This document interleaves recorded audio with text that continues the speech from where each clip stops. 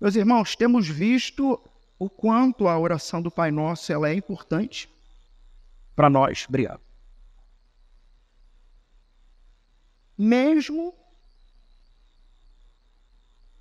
depois de mais de 2000 anos em que essa oração foi nos ensinada pelo Senhor Jesus, ou seja, mesmo nesse mundo moderno, e o quanto essa oração tem para cada um de nós.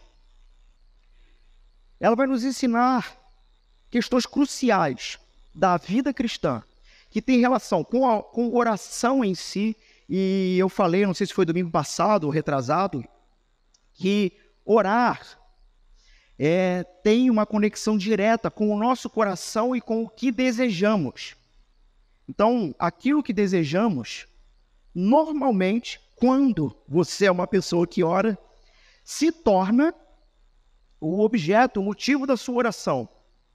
E aprendermos a orar de forma correta vai nos moldar não somente a nossa oração, mas vai nos moldar a vivermos a partir desta oração, a partir dessa realidade.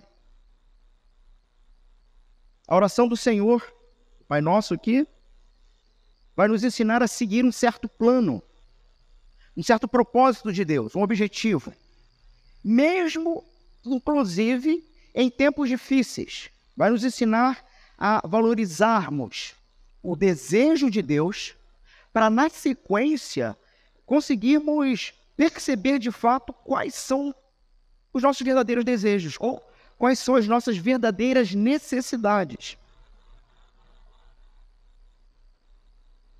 Por exemplo, apenas para citar como exemplo, quando a gente olha para a história lá de Jacó, que lutou com Deus, naquela luta ele encontra liberdade no Senhor. E essa liberdade se torna clara quando ele abandona, então, seus próprios desejos ou seus próprios falsos deuses. O som está rodando um pouquinho aqui na frente. Eu acho que tem que tirar o ganho, diminuir um pouquinho o ganho. Eu não sei se está chegando em vocês aí, mas aqui ele está. Ainda está. Talvez diminuir só um pouquinho o ganho, ao invés do volume, deve melhorar. Aí, acho que sim. Vamos ver.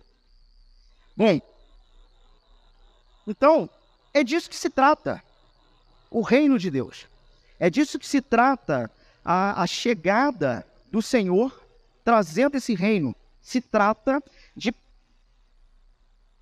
talvez um verdadeiro e definitivo êxodo. Não mais um êxodo do Egito, né?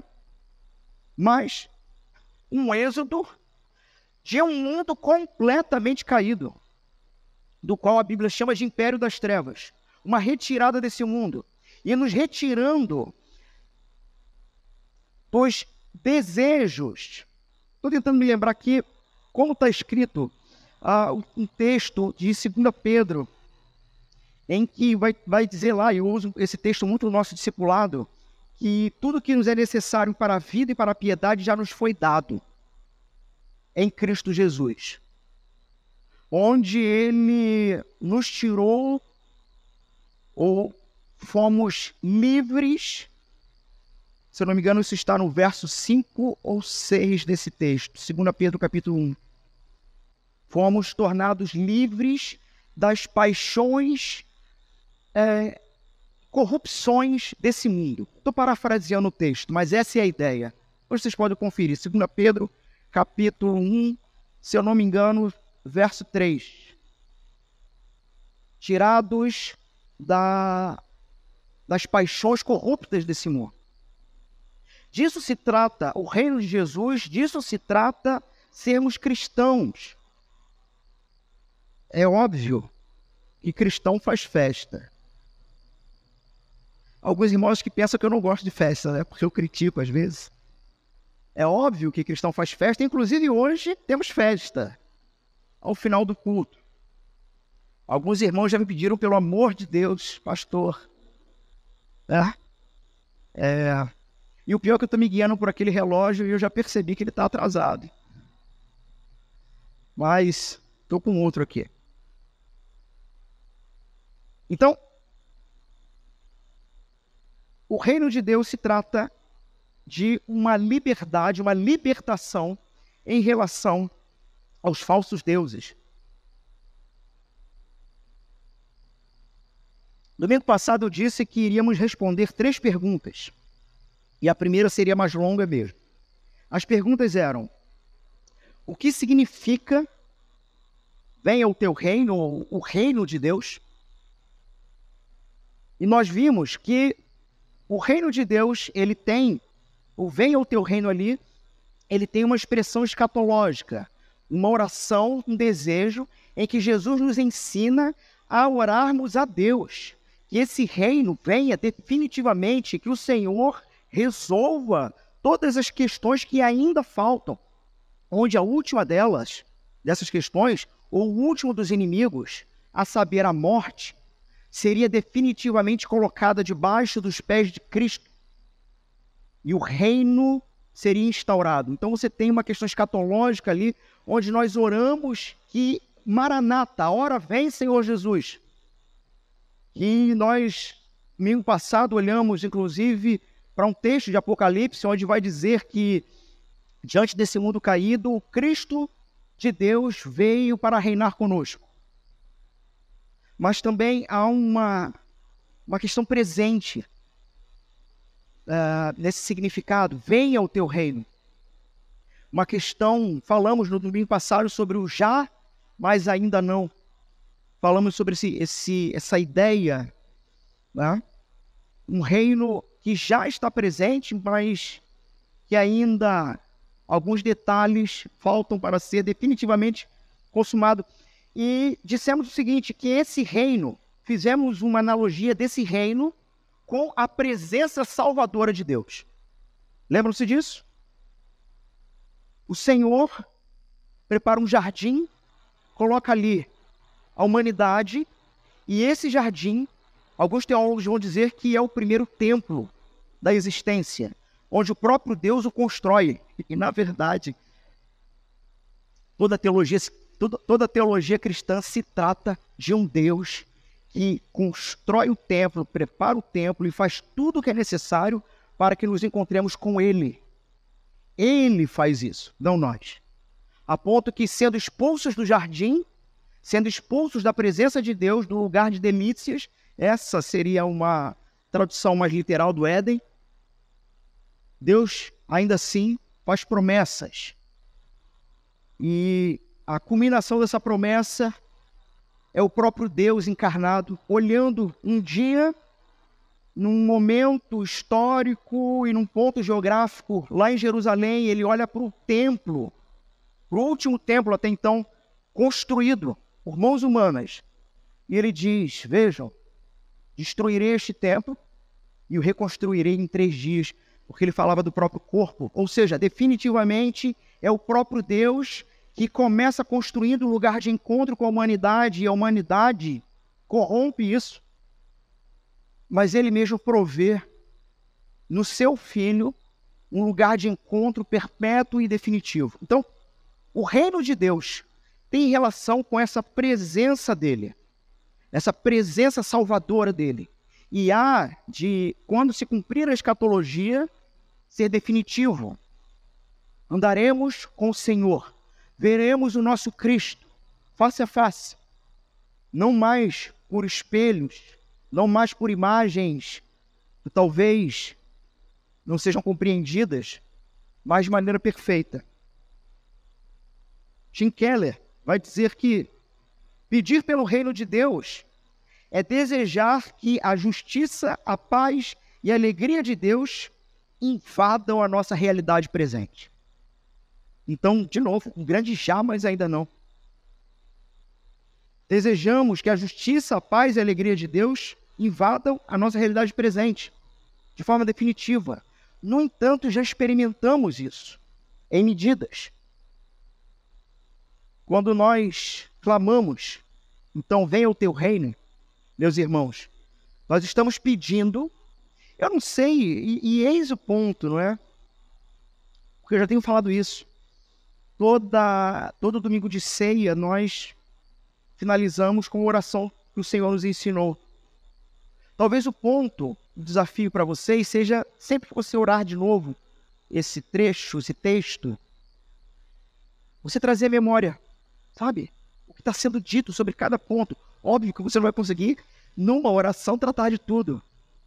Mas sempre que você orar essa oração, se apegue intencionalmente a algum desses trechos, trazendo à memória o que ele significa e vasculhando o próprio coração se isso é uma oração verdadeira ou se tornou apenas mais uma reza, mais alguma coisa que você está repetindo apenas. Quando clamamos, venha o teu reino, estamos pedindo que Deus destrua todos os falsos reinos que estão competindo pelos nossos corações. Senhor, venha o teu reino, começando por mim, destruindo qualquer falso reinado, qualquer falso império que eu mesmo posso estar construindo, ou que esse próprio mundo, vira e mexe, vai me oferecer.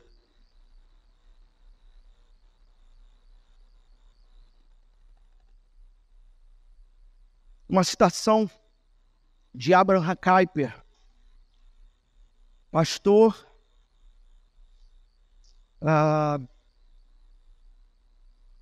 me fugiu agora, holandês. Frase famosa: não há 1 centímetro quadrado. Observe isso. Isso tem relação com venha o teu reino. A seguinte afirmação: não há 1 centímetro quadrado em todo o domínio da nossa existência, sobre o qual Cristo, que é soberano sobre tudo, não clame, é meu. Não existe átomos que tenham algum tipo de independência na existência. Não existe absolutamente nada no céu, na terra ou debaixo da terra que não esteja debaixo do reinado, do controle soberano do Senhor. Aqui quase que eu já estou me adiantando para seja feita a sua vontade. Que a vontade dele é cumprida. Mas não existe um átomo na existência, 1 centímetro quadrado, que o Cristo soberano não proclame, é meu. Me lembro de uma ilustração do pastor Guilherme de Carvalho, onde ele vai fazer eu não sei como poderia chamar, talvez uma ilustração, porque o que ele disse tem um cunho muito filosófico, mas teologicamente parece que se sustenta. Quando ele diz o seguinte: o Cristo ressurreto é aquele que recebeu toda a autoridade no céu e na terra. E ao mesmo tempo em que ele aparece e desaparece de uma sala, ao mesmo tempo que ele atravessa paredes, ele se assenta com seus discípulos e come pão e peixe. E talvez, e aí entra o Guilherme de Carvalho dizendo, talvez alguns sempre pensaram o seguinte: bom, de alguma maneira, as moléculas e os átomos que compunham o corpo do Cristo ressurreto se desfazia e materializava num lugar, desmaterializava no outro, enfim. E ele vai dizer, não. Ao assumir sobre si toda a autoridade, enviando inclusive parte dessa autoridade aos seus discípulos, a nós, porque o reino dele é chegado, o reino dele está entre nós e está em plena expansão. Esse rei agora, com toda a autoridade, ao passar pela matéria, é a matéria que se prostra para ele, se dobra e se abre para que ele passe, porque ele é o rei soberano sobre todas as coisas, e a matéria se rende ao seu corpo santo. Espetacular. Bom, ficamos de ver então o que nós estamos pedindo. Vimos do que se trata, venha o teu reino. Mas o que nós estamos pedindo quando fazemos essa oração? E por último, como vivemos então a partir dela? Afinal de contas, e aí isso é uma coisa que você precisa pensar. Pelo que você tem orado? Pelo que você orou essa semana? Pelo que você orou esse mês? Pelo que de fato você tem orado nesses últimos anos? Um outro pastor, também teólogo, chamado John Stott, também já se encontra presente diante do Senhor. Ele vai dizer o seguinte: o reino de Deus é diametralmente oposto aos valores deste mundo. Clamar pelo reino, então, é subverter o status quo deste mundo. É dizer o seguinte: bom, aquele que clama pelo reino e aquele que entendeu na oração do Pai Nosso, pela oração do Pai Nosso, que não somente os meus desejos que me levam à oração precisam ser desejos, precisam estar focados nos interesses de Deus primeiro e não no meu, também serão aqueles que vão viver da mesma maneira. Por isso essa pergunta: pelo que você tem orado? As suas orações, elas desafiam o status quo ou, de alguma maneira, por vários motivos que sejam, apenas tentam te estabelecer dentro desse status do mundo, dentro do que já acontece para o seu próprio benefício. Pense na possibilidade, se você fosse escrever um caderno de orações. Por isso que eu perguntei o que você tem orado nos últimos meses. Se você parar para analisar as nossas orações, as minhas também, mas as nossas orações, elas geralmente são construídas a partir das nossas necessidades. Então vejam, eu estou respondendo a seguinte pergunta: venha o teu reino. O que estamos pedindo, de fato, quando fazemos essa oração? E quando olhamos para as nossas próprias orações, essa é a percepção que me parece que é muito geral. Orações pelas nossas necessidades.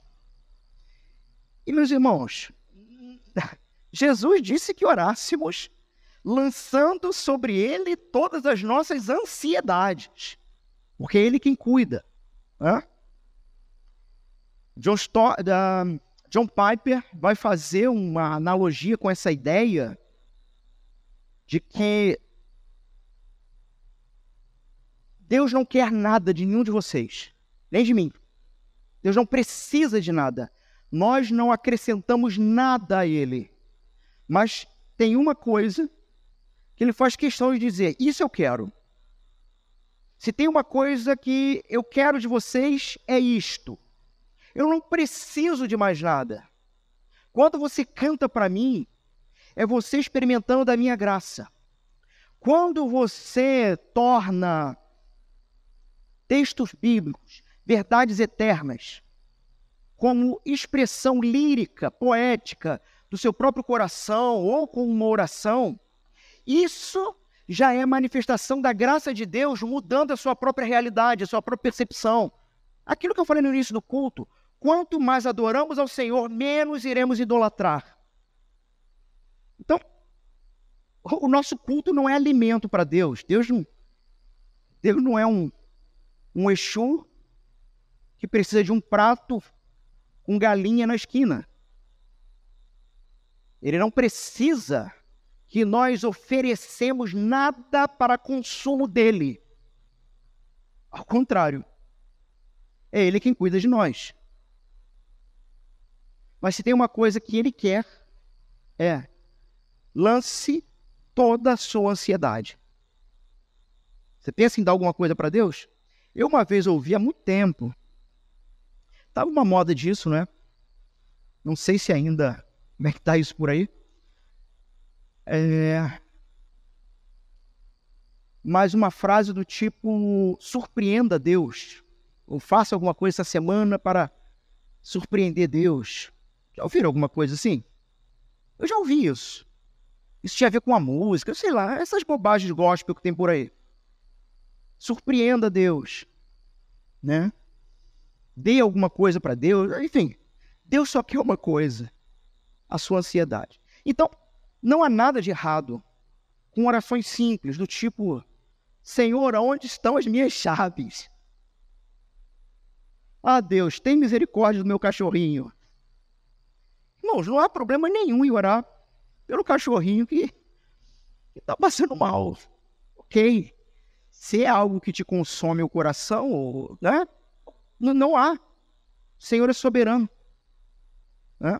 Quando você deixa de orar pela mínima coisa na sua vida, porque você diz: isso é tão pequeno, eu vou incomodar Deus com isso, meu amigo, você perdeu a chave, o disjuntor do evangelho, perdeu a direção da vida, achando que Deus não quer cuidar de absolutamente tudo que tem relação com você e dizendo: não, disso aqui eu posso dar conta, eu não preciso orar. Sabe? Então, perdeu o botão da camisa? Meu amigo, ore. Porque Deus é soberano.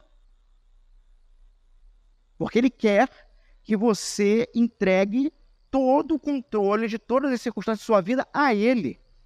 Não tentando carregar nada para si próprio, porque a partir do momento em que você assim o faz, assim você começa a construir o seu reino de Lego. Pequenas pecinhas, onde você vai dizendo: eu não preciso importunar Deus com isso, ou isso aqui eu posso dar conta. Então são boas orações.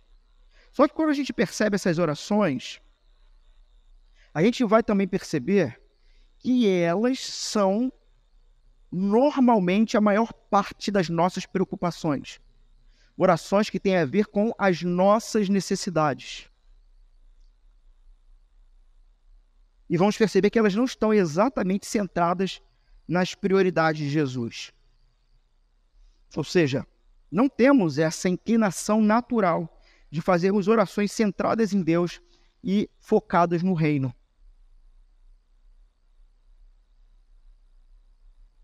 Desafio vocês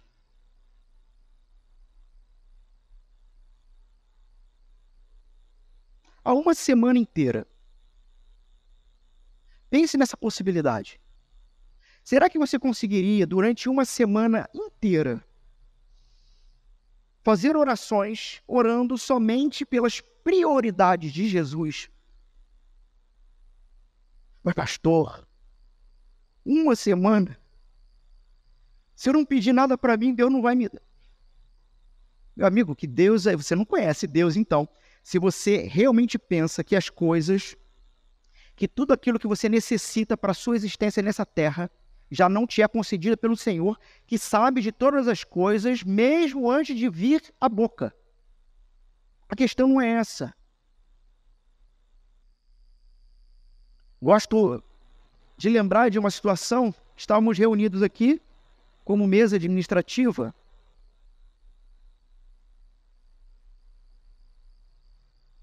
e alguém no grupo, não vou lembrar nem quem era, nem qual era o pedido, mas era alguma coisa relacionada à prova, era alguma coisa assim. E alguém botou no grupo da igreja pedindo oração. Não sei se era uma prova, era alguma coisa de saúde, eu não lembro o que era. Mas aquele pedido foi colocado de manhã, no grupo da igreja. E nós aqui reunidos só fomos ver isso lá pelo meio da tarde. E era alguma situação que ia acontecer por volta de meio-dia. Estão entendendo? A pessoa pediu pela manhã, algo, não lembro o que era, mas que ia acontecer ao meio-dia, por aí. E nós só fomos ver isso, era umas 4 da tarde. E, se eu não me engano, Marcelos que colocou: Deus, Ele opera também com a graça da providência. Ou seja, Deus é atemporal. Não cabe a nós decidir ou definir tempo e hora para que as coisas devam ou não acontecer. Cabe a nós orar. E o Deus que é soberano é capaz de atuar hoje por uma oração futura. Não me peçam para explicar isso. Isso é meio de volta para o futuro, né? Exterminador do futuro. Mas é o Deus atemporal. É o Deus eterno. Então, já pensou nessa possibilidade? Uma semana orando sobre a santidade do nome de Deus, sobre a vida do reino, sobre a vontade dele sendo feita no céu e na terra. Talvez você diga, mas pastor, eu vou ficar uma semana também orando só isso. Meu irmão, você pode orar pelo reino de Deus e a sua justiça. Lemos esse texto. Buscai primeiro o reino de Deus e a sua justiça, todas as coisas vos serão acrescentadas. Qual é a sua relação, então, com esse reino e com a justiça dele? Veja. Orar pelos interesses de Jesus. Por exemplo, também,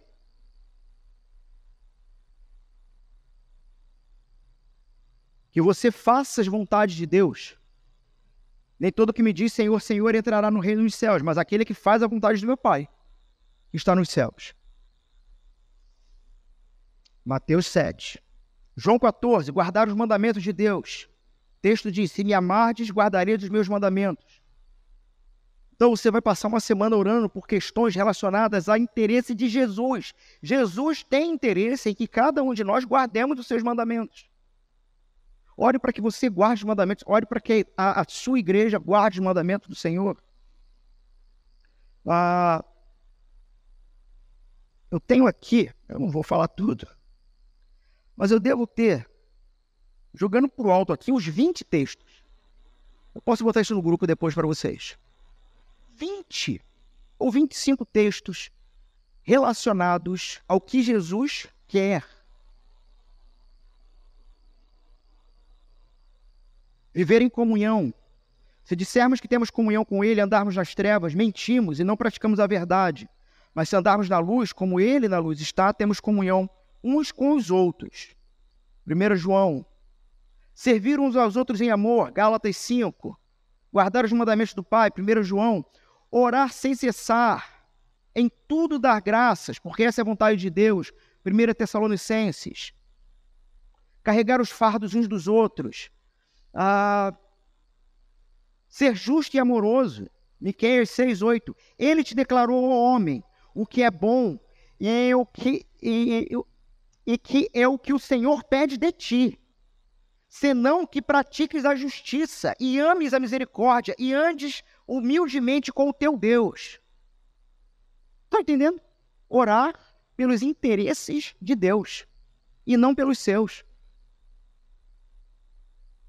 Guardar-se da hipocrisia, Lucas 12. Guardai-vos primeiramente do fermento dos fariseus, que é a hipocrisia.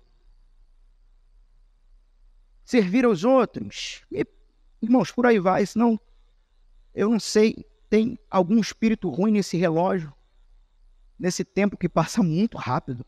Não é possível. Passa muito rápido.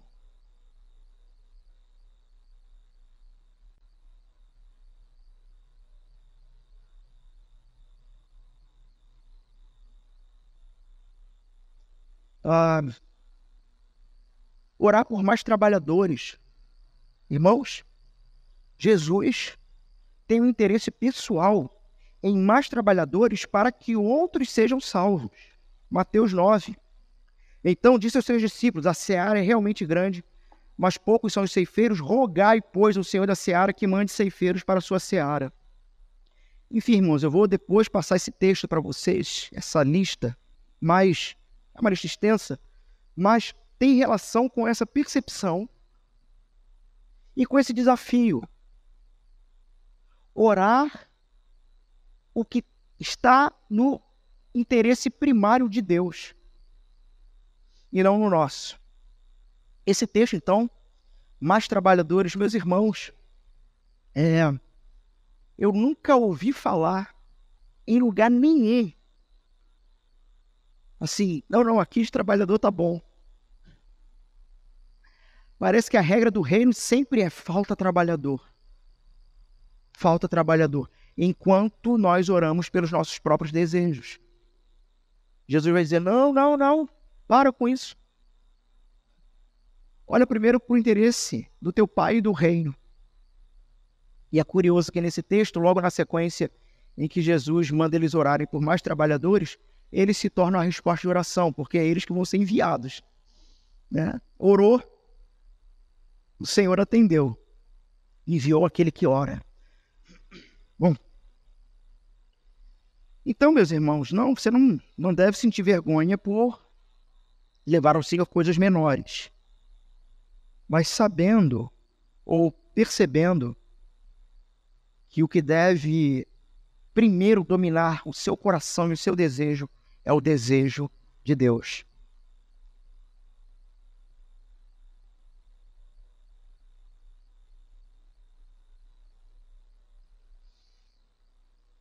Quando nós oramos, Senhor, Pai Celestial, venha o teu reino, seja feita a tua vontade, assim na terra como no céu, a gente está pedindo a Deus o início da era messiânica. Estamos pedindo a Deus que seus mandamentos sejam obedecidos com alegria, com prontidão, com sinceridade. Estou tentando me lembrar agora um indivíduo que eu conversei essa semana, já lembrei. É que conversando sobre a dificuldade que muitos têm de apresentar o reino através do evangelho para outras pessoas, não é? E conversando com essa pessoa, a gente chegou à seguinte conclusão: não é que você não saiba, é que você não quer. Por quê? Porque olhar primeiro para os interesses do Pai, e a partir desta oração, venha o teu reino, vai significar necessariamente sair mesmo da sua zona de conforto. Então, assim, não é que você não saiba como fazer. E não é nenhuma questão de insegurança. Em insegurança, a gente trabalha com estudo bíblico. Mas é o quanto você tem a intenção de se equipar para que você, ao orar, venha o teu reino, você também seja transformado pelo próprio Deus como o agente do Senhor, esse embaixador que traz o reino. Uma das coisas que nós falamos na semana passada também, não é? Nós comparamos a igreja e o reino no sentido de que a igreja não é o reino definitivo, ela é uma embaixada do reino. Ela é um posto avançado do reino que, onde ela está instalada, ela luta pelos interesses do reino e não da nação estrangeira. Pois é. E a conclusão, então, com essa pessoa que eu conversei foi, meu irmão, a grande questão é que você tem feito a vida inteira a opção de desobedecer. Porque não se colocar como alguém que ora, venha o teu reino, em todas as implicações da oração, é definitivamente se tornar um discípulo desobediente. Onde, bom, tem quem faça. Outros vão pregar no meu lugar, outros vão anunciar. Ah, e na igreja tem coisas para fazer? Tem, mas sempre tem uma meia dúzia que está lá. E a grande questão, então, é, quando oramos, venha o teu reino, nós nos colocamos numa situação clara em que ou obedecemos o que estamos orando, ou seremos ovelhas desobedientes. Quero desanimar alguns, não, mas aquela história do pastor que traz a ovelha no ombro, bonita, uma história tão cativante, gentil. Olha isso. A ovelha sumiu, o pastor foi lá e trouxe no ombro. Sabe por que ele trouxe ela no ombro? Porque ele quebrou a perna dela. Isso é prática, né? No pastoreio de ovelhas. Mas qual é a ideia de quebrar a perna? Ovelha desobediente. Agora que não pode mais andar, vai poder observar as outras e aprender a obediência com elas. Cuidado no Senhor, se você tem se colocado como alguém desobediente, não ter as pernas, a rótula do joelho dilacerada. Então, estamos pedindo então que de fato Cristo reine nos corações. A oração do Senhor é o clamor do povo de Deus, dizendo, como eu disse antes, Maranata, Senhor, vem depressa. J. Carson, ele vai falando sobre essa petição, dizer o seguinte, venha o teu reino, é pedir que o governo salvador e real de Deus seja estendido agora à medida em que as pessoas se curvam. Então, eu estou pedindo ao Senhor que esse reino ele vá se expandindo e na medida da sua expansão, cada um que é tocado por esse reino se prostre diante do rei, se curvando em submissão a ele.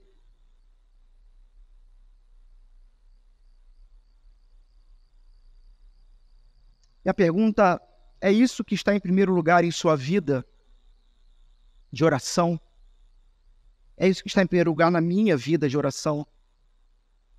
Esse reino que se expande e começa a fazer dobrar joelhos com amor. Porque haverá de chegar um dia que quando o rei vier, todo joelho vai ter que se dobrar. E aqueles que assim não quiserem, terão as rótulas dos seus joelhos dilaceradas e terão que cair diante de Jesus, prostrados em submissão a Ele.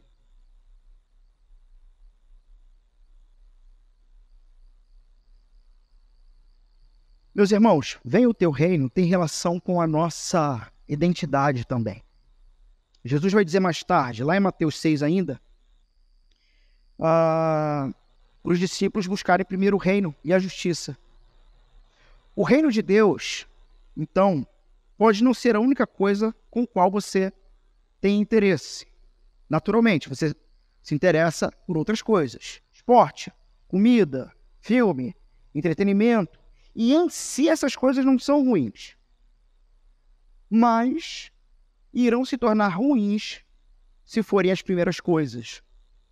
Isso significa, então, que não devemos permitir que nenhuma outra identidade passe à frente da nossa identidade como filhos.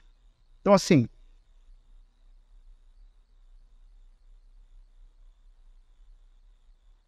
vai ter um jogo de futebol. Meu amigo, você não é flamenguista. Você é servo de Jesus. Para usar o esporte aqui. Ou qualquer outra coisa. A grande questão é que quando esquecemos a nossa primeira identidade, servos do reino de Jesus, qualquer outra proposta na vida vai nos tentar a definir a nossa identidade. Não sei se eu consegui me fazer ser entendido. Porque, de novo, quanto mais distante do Cristo e da adoração ao Pai, mais próximos de nos identificarmos com qualquer outra coisa e idolatrarmos qualquer outra coisa. Nesse sentido, então, quando nós oramos, venha o teu reino, nós também não estamos buscando, em primeiro lugar, o avanço da civilização. Nós estamos buscando o progresso, o triunfo de qualquer partido político ou nação que seja.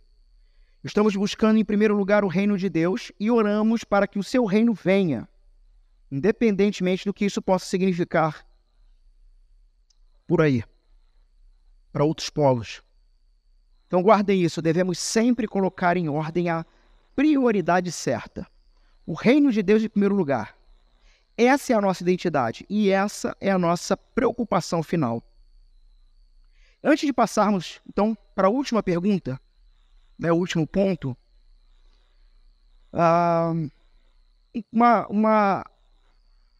vamos observar aqui um aspecto importante. No Novo Testamento, nós vemos, então, o povo de Deus orando pelo reino, proclamando o reino, Mas vocês percebem o que nós nunca vimos no Novo Testamento? Nós nunca vemos a linguagem de que eles estão construindo esse reino.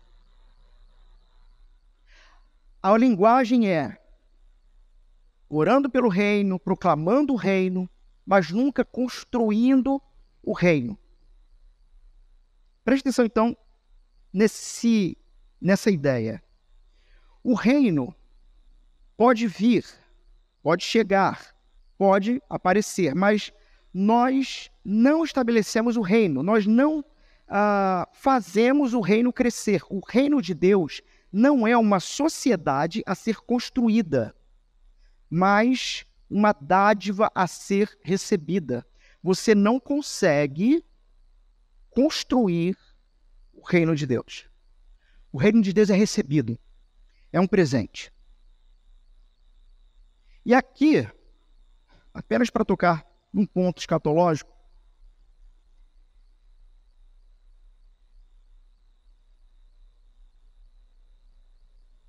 no século XIX, muitos cristãos ignoraram essa verdade, que a perfeição final do reino só pode acontecer universalmente no estado eterno, não nesse mundo. Nós não vamos construir o reino nesse mundo, nós vamos receber o reino.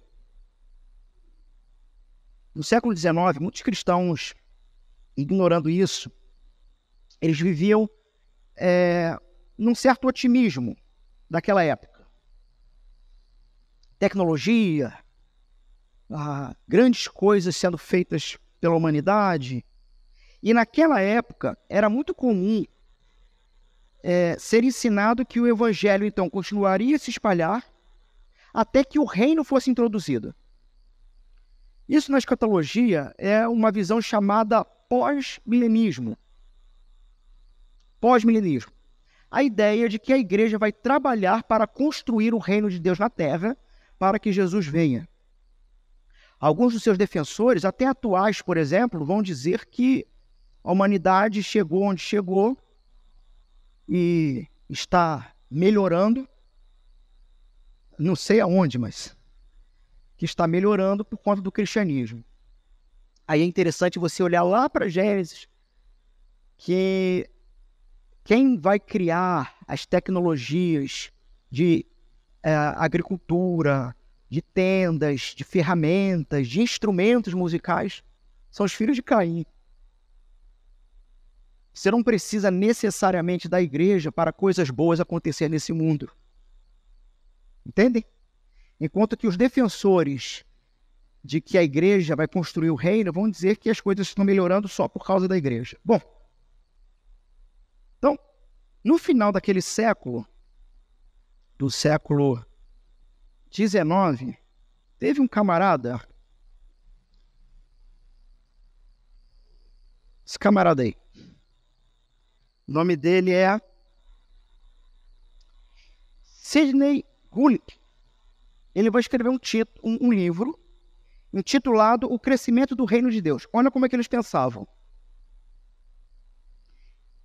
Nesse livro, que foi depois, vejam só, esse livro foi traduzido para a língua japonesa, para o japonês, numa tentativa de persuadir os estudantes japoneses a se tornarem cristãos. Tá?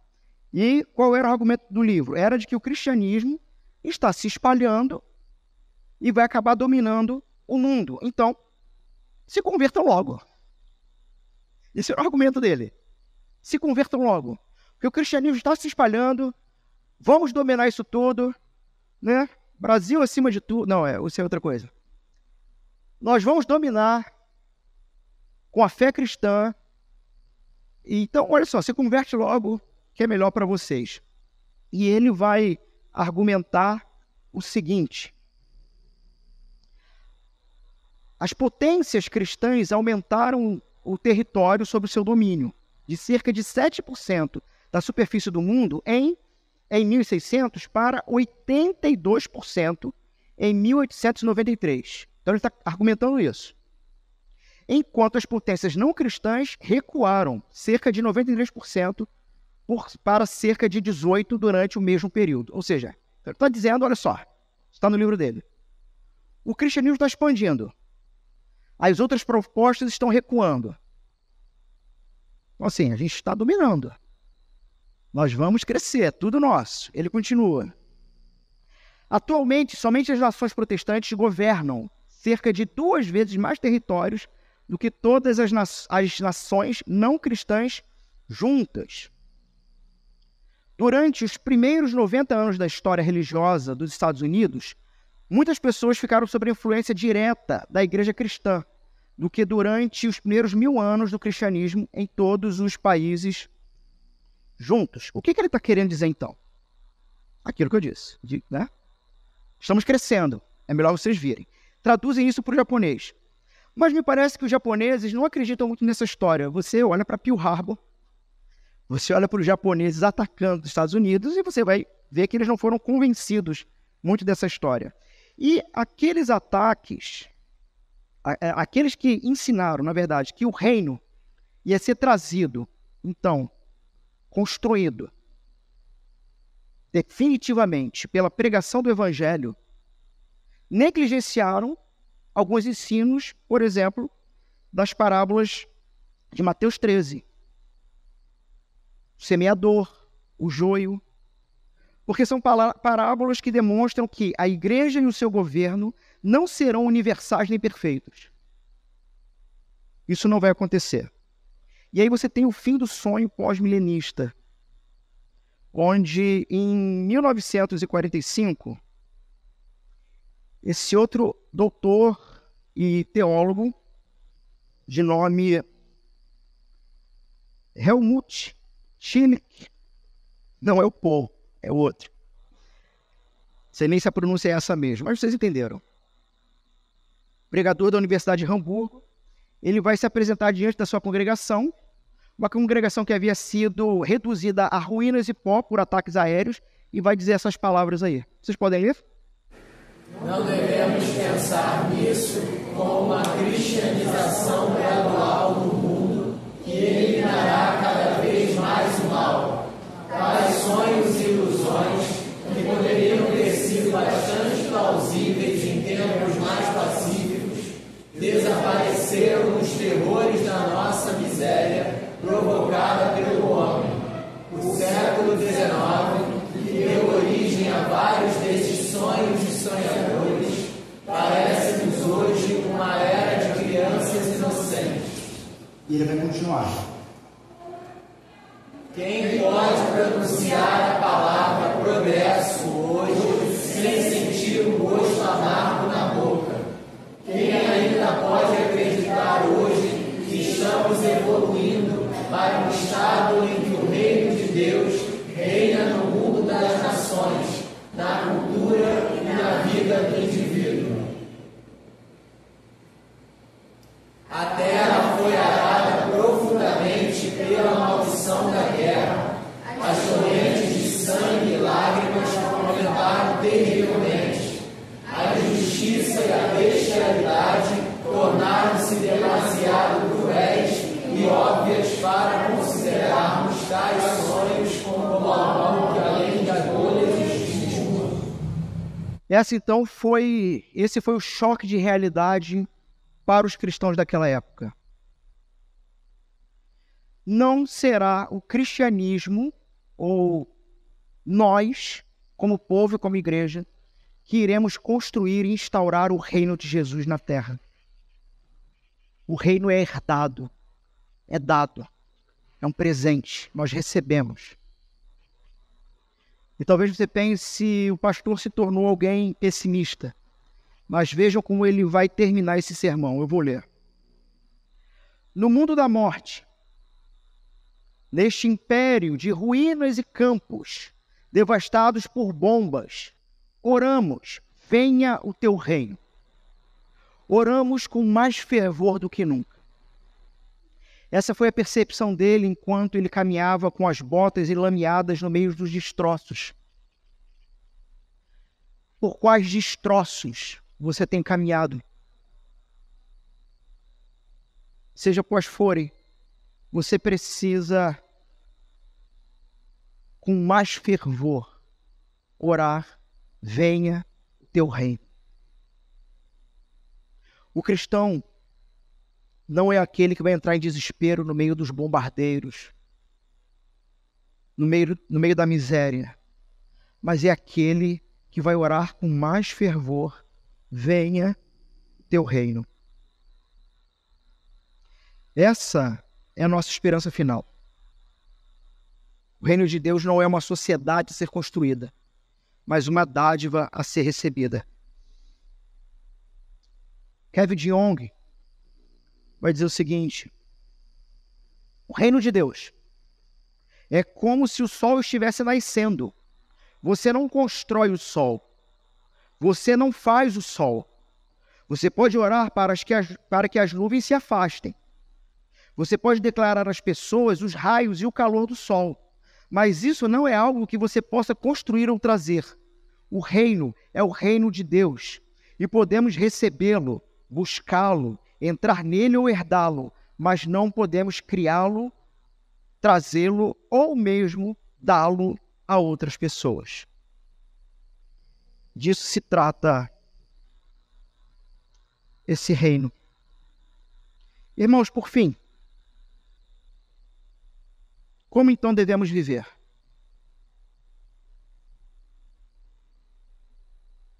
Eu tenho 10 minutos para isso. Como então devemos viver? Como devemos viver à luz desses pedidos, à luz de tudo que nós estamos falando?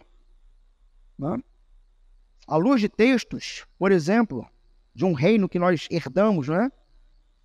De Lucas 12, que vai dizer: não tenham medo, pequeno rebanho, pois foi do agrado do Pai dar-lhes o reino. Como vamos viver então diante dessa realidade? Vivemos com obediência, vivemos de forma visível, exteriorizando o reino, e vivemos a partir de expectativas. C.S. Lewis vai dizer: quando clamamos pelo reino de Deus, estamos pedindo que Ele transforme nossas sombras em substância, nosso vazio em plenitude.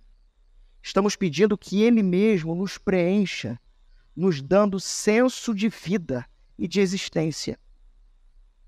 Então vamos viver primeiro de forma obediente. A gente sempre precisa nos lembrar, meus irmãos, que a oração cristã, em última análise, é uma maneira de fazer com que Deus... não é uma maneira de fazer com que Deus faça as nossas vontades. Por que oramos? Ora, orar, como já disseram, é conversar. É um diálogo, onde você ouve o Senhor pela sua palavra e responde a Ele. Vocês entendem por que nós abrimos o culto com a oração silenciosa? Abrimos o culto em que Deus fala primeiro. É o Senhor que fala pela palavra. Não é por profetadas, sonhos ou visões, porque essas são as antigas maneiras que Deus falou aos nossos pais, mas hoje nos fala por meio do Filho e da sua palavra.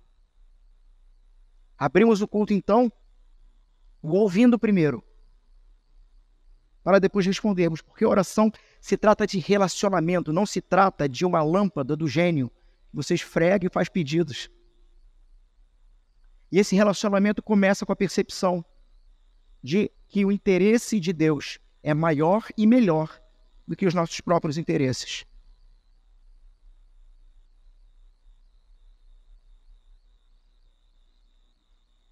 Fazer da oração uma espécie de fonte dos desejos, na verdade isso é paganismo, isso não é cristianismo.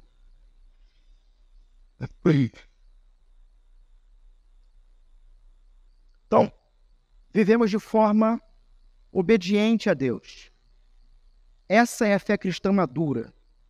Na oração cristã, pedimos que o mundo e tudo e todos se conformem ao reino de Deus. Na oração cristã, nós pedimos que nós estejamos de acordo com esse reino, obedientes a esse reino, mas não somente nós, mas tudo e todos. Lembre-se de novo da frase de Kuyper: não há um centímetro quadrado da criação que Cristo não diga, é meu, a mim pertence. Isso se trata então de maturidade cristã. E é assim que uma oração cristã soa. Primeiro ele, segundo ele, terceiro ele, e depois por misericórdia e graça, estarei feliz nele. Ele irá me suprir. Ele sabe o que é melhor para mim. Como um filho, eu peço a um pai, sem saber se o meu pedido é tão bom ao ponto de ser atendido, mas ele sabe. E se for da vontade dele, será atendido. E se não for, não será atendido. E nós vamos crescer e amadurecer com todos os nãos que Deus nos dá. É engraçado isso, né? A psicologia moderna diz que você não pode dar não para os seus filhos. Mas a palavra de Deus ensina que não amadurece. Que não te torna uma pessoa mais segura, mais feliz por aquele que sabe o que é melhor para você. Pense então nas 3 primeiras petições. Né? A gente pede pelo nome de Deus, pelo reino e vamos ver ainda pela vontade. Mas nós oramos ao nosso Pai Celeste. Nós oramos então o seguinte: que o Senhor trabalhe de tal forma que o mundo glorifique o seu nome, se submeta ao seu reino e siga o seu governo. J. Packer, pastor, teólogo, vai dizer o seguinte: orar, venha o teu reino, é uma busca e uma exigência, pois é preciso estar pronto para acrescentar: comece por mim. Comece em mim. Faça de mim o seu súdito. Nós vivemos também de forma visível. Como eu já disse, a gente não constrói nem traz o reino, mas a gente anuncia o reino.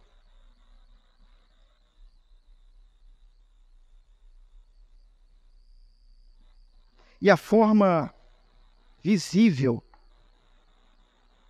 de fazermos isso é não somente com a vida cotidiana, mas com a vida comunitária. Nós trazemos um flash, como igreja, pequeno flash, do quanto é bom estarmos juntos, do quanto é bom servirmos ao Senhor.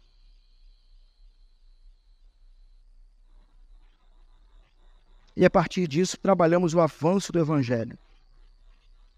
E por último, com expectativa. Esses 2 últimos eu estou resumindo muito, que eu quero trazer as aplicações. Vivemos com expectativa. Nós não oramos, meus irmãos, como pessoas que não têm esperança. Nós não recitamos, venha o teu reino como se fosse qualquer coisa, mas com um coração em expectativa. De fato, venha o teu reino. De fato, se revele a nós como Deus poderoso para salvar. E é preciso, então, meus irmãos, termos fé para orar dessa forma. Vamos a algumas aplicações?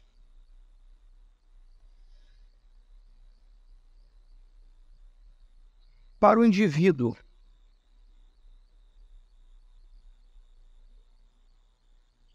eu estou pulando aquele monte de texto que depois eu vou trazer para vocês. Mas, aplicações práticas.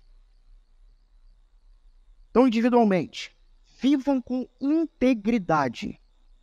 Como cidadãos do reino, somos chamados a viver com integridade, refletindo em nossas vidas a justiça e a santidade de Deus em todas as áreas da nossa vida. Intencionalmente atentos a isso. Devemos, portanto, sermos exemplos vivos do amor e da verdade de Cristo nos nossos relacionamentos, trabalhos e nas decisões diárias. Devemos buscar santidade. Então, viver com integridade, buscar santidade, ou seja, nos comprometermos com crescimento em santidade. Naquele livro Vida Centrada no Evangelho, logo no primeiro capítulo, há uma frase em que ele diz mais ou menos o seguinte, ou essa é a ideia. O que nos vem à mente quando pensamos em alguém santo? E a resposta mais comum, que vem primeiro à mente, tem relação com pessoas que não pecam ou que pecam menos, né? Que adquiriram uma determinada maturidade, um amadurecimento na fé. E esse livro, ele não é que isso esteja errado, está certo, mas ele vai dizer o seguinte: a característica de um santo, de alguém que é santo, não é alguém que não peca. É alguém que tem todo o seu prazer no Senhor. Percebe como ele muda o foco, a perspectiva? Onde a vida cristã não é uma vida de não, não e não. É uma vida de sim, sim e sim para o Senhor. É uma vida em que o foco está no Cristo e não mais no medo do pecado, porque a lei não tem mais nenhum poder sobre nós. Inclusive, esse livro vai dizer que o Evangelho ele nos liberta não somente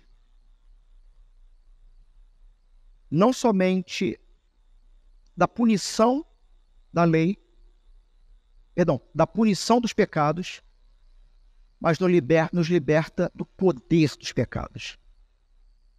Não há poder nem punição. Por último, individualmente, sermos agentes, então, de transformação. Cada indivíduo deve ser um agente de transformação, promovendo a justiça e a misericórdia em todo o seu ciclo de influência. Devemos ser ativos nas nossas comunidades, ajudando os necessitados e defendendo os que precisam de defesa. Então, aplicação para o indivíduo, aplicação para nós agora, como comunidade, como igreja local.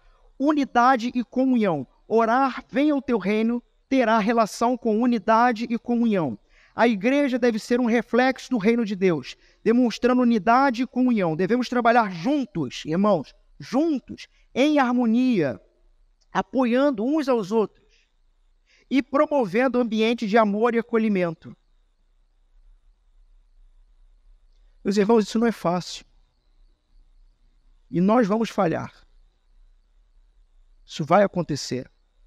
Mas o fato de nós falharmos não significa que devemos, então, tomar a falha como o pressuposto real. Nós nos levantamos e continuamos lutando por amor e acolhimento.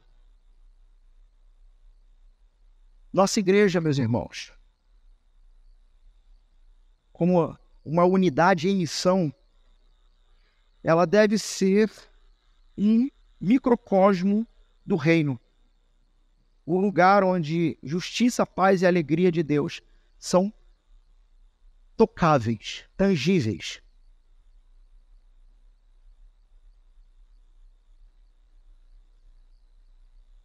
Por último, nós como plantação, em relação à cidade que nós estamos, uma citação de Tim Keller, a missão da igreja é trazer o futuro do reino para o presente, mostrando ao mundo uma amostra do que está por vir. Então, 3 coisas para a cidade e nós fechamos aqui. Primeiro, precisamos aprendermos a ser, nesse bairro, na cidade de Nova Iguaçu, uma influência positiva. Irmãos, só que das mínimas coisas. Não vou citar nomes. Não precisa. Mas já aconteceu de eu chegar aqui, na igreja, sei lá, faltando meia hora para começar o culto, e perceberam um irmão varrendo a rua toda da nossa igreja, a rua da igreja, as calçadas, servindo aos nossos vizinhos. Você pensa que não, mas os nossos vizinhos estão nos observando. Sabe? Os nossos vizinhos estão atentos em quem somos e o que fazemos. E eu não sei se mais alguém percebeu, mas eu vi essa pessoa varrendo todas as calçadas da nossa rua. Aqui apenas como exemplo. Mas percebam, coisas simples que podemos fazer pelo bem e pela simpatia dos nossos vizinhos. E que tem poder de atrair. Tem poder de criar curiosidade.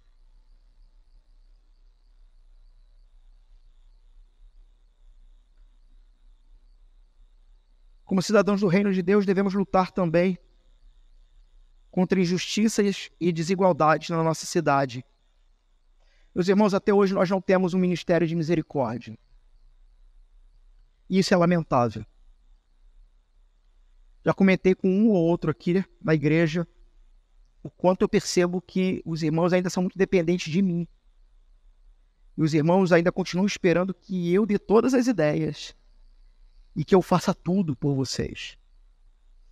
Meu irmão, Deus plantou no seu coração algo que vai trazer graça, evangelho, crescimento, amadurecimento para a nossa igreja, que vai nos elevar a outros patamares. Traga para nós. Comece a movimentar. Sabe?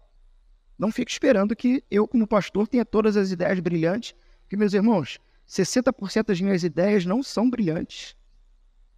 Se não fosse a mesa administrativa, vocês estavam perdidos. É sério.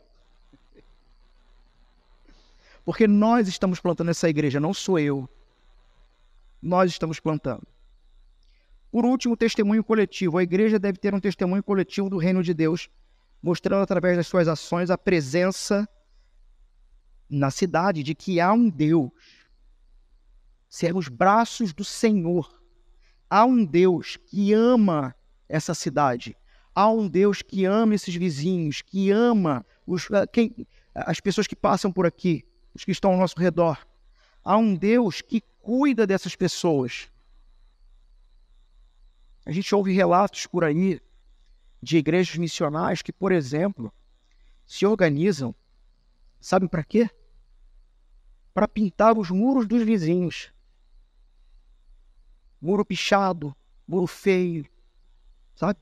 Ruas ruins, quebradas, calçadas quebradas, que dão aquele aspecto indigno. Existe uma teoria muito interessante, não vou me demorar, a teoria da janela quebrada. Não sei quantos conhecem, mas que se você chega num lugar e tem uma janela quebrada e ninguém troca aquela janela, a tendência vai ser, em poucos meses, a destruição e o caos total. Então já ouvi muitos relatos de pessoas próximas, de igrejas próximas, que conseguem olhar para o seu bairro e com as suas ações apresentarem um Deus que cuida e que é belo, e que é limpo, que zela pela organização e pela limpeza. Devemos então ser uma luz em meio às trevas, apontando para o reino que está por vir.